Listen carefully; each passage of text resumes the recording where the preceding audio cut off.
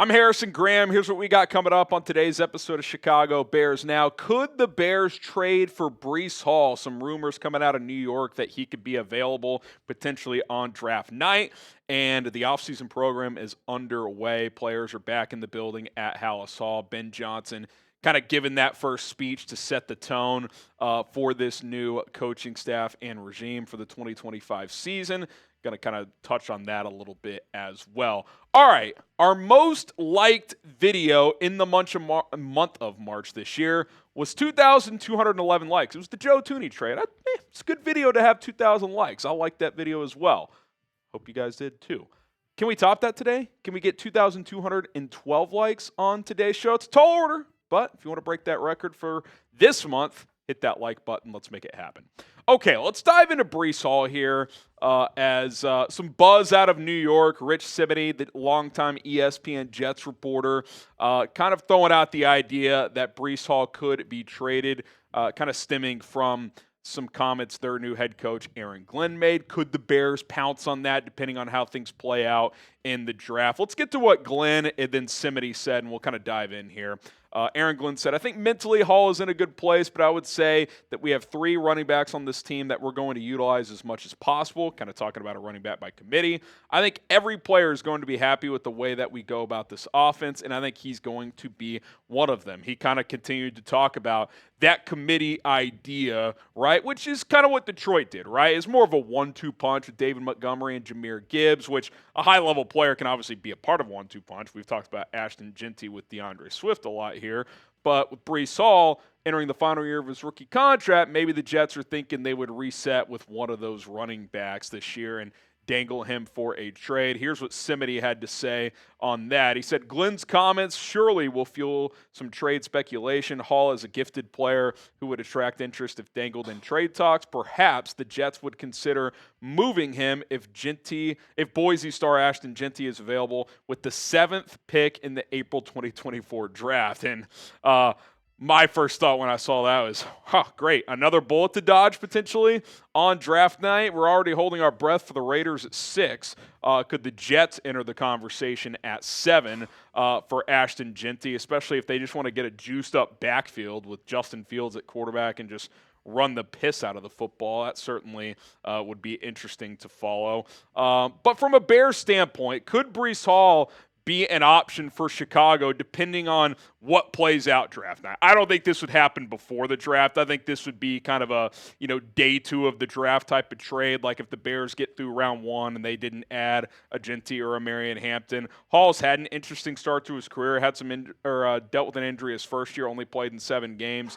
Broke out in his second season with almost 1,000 yards. I thought last year was a bit of a disappointment. Braylon Allen became part of that committee, had a good year. They also were just a mess offensively, and that offensive line wasn't a very good run-blocking unit. I honestly didn't realize this. Breece Hall has been pretty damn productive as a receiving back. He averaged over 11 yards per catch his first year. His second year, he had 76 catches.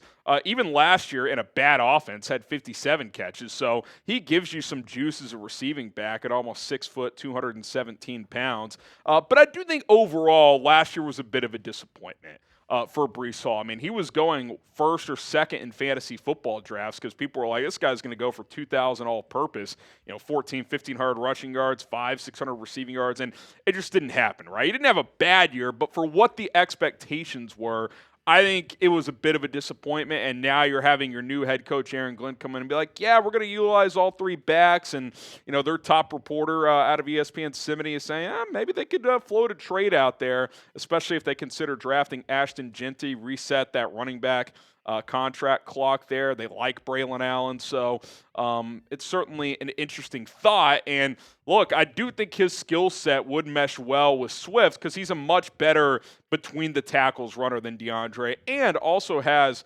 receiving ability as well. So what are your thoughts? Should the Bears trade for Breece Hall, type T for trade or type P for pass?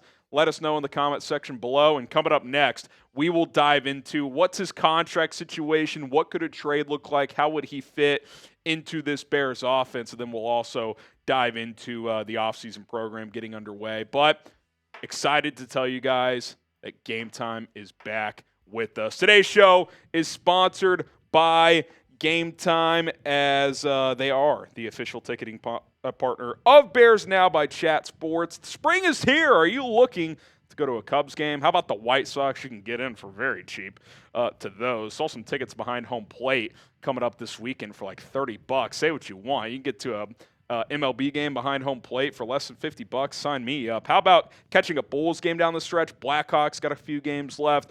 Check out Game Time. I've used Game Time for years now, and they are my go-to place for tickets to sporting events, concerts, comedy shows, and so much more. Where Game Time really shines is with their last-minute deals. Often you can find tickets at a reduced price on the day of the event, even just hours or minutes before it starts. Their feature, Game Time Picks, will highlight the best deals in the venue available, kind of combining the quality of seat and ticket price. Plenty of other benefits with Game Time include all-in pricing, views from the seats, and Game Time ticket coverage, the most flexible customer service policy in the ticketing industry. So what are you waiting for? Get out of the house. Go to a concert, a game, and get your tickets with Game Time. Download the Game Time app today. Use code CHATSPORTS, all one word, CHATSPORTS, to get $20 off your first purchase only. That's code CHATSPORTS for $20 off. Terms apply.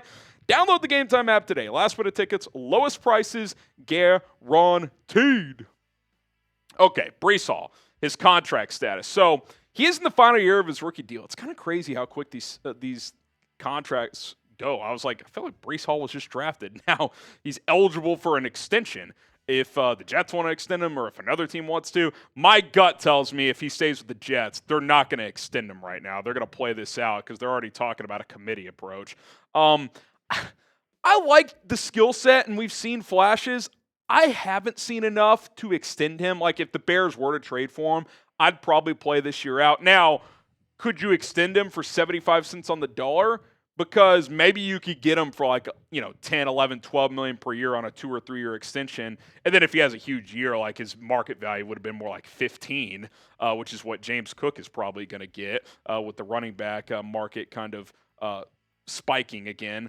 And there's no doubt, I like the fit. I really do. He gives you that between the tackles ability. He's a better pass protector than Swift. He catches the ball well.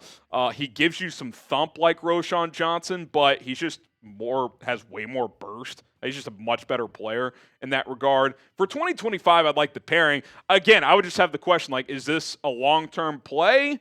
Are you extending him? Would you trade for him and then just play this year out? Because you don't want to trade a good pick and then 1 year later he's gone. So I'm conflicted because, like, last year was disappointing, so I'd be hesitant to extend him. But also, do I want to trade for him to not extend him? So here's my offer. And I think this would be fair for both parties, especially if the Jets did take Ashton Jeanty at 7.